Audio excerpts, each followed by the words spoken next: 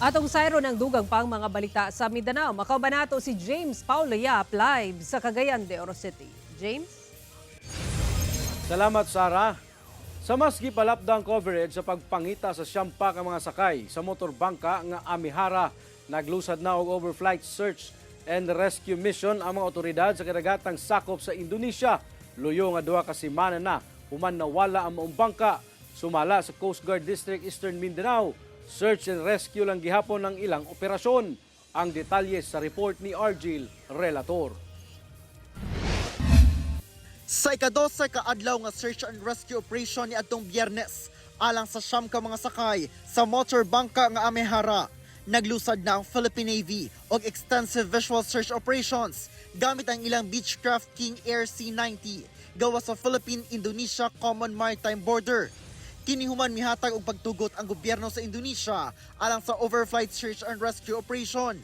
Sa kadagatan, padayon ang ginalusad nga surface patrol og visual searches sa kadagatang sakop sa Sarangani, padulong sa Palimbang, Sultan Kudarat ug sa Philippines-Indonesia Maritime Boundary Line. Natay, kung napansin nyo, sa baba na natin yung basilan. Nandun na tayo sa Zamboanga na AOR ang ino-operate natin. At tuloy-tuloy po ang operations natin kasama ang Philippine Navy PS-37 and our FTB 2403 na nag-ooperate ngayon dyan sa area na iyan.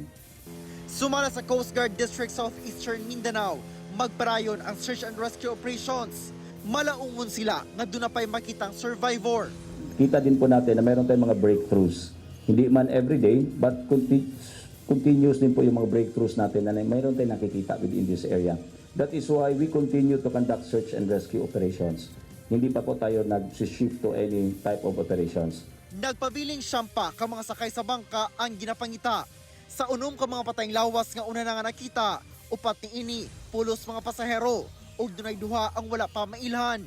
Gilaumang masumite na ang resulta sa investigasyon sa gimugna nga Maritime Safety Investigation ug Incident Investigation Team. Usa ka semana human sa pag-terminate sa search and rescue operation. Kauban si Metro Awing sa kamera. Ako si Argil Relator. 1 Mindanao.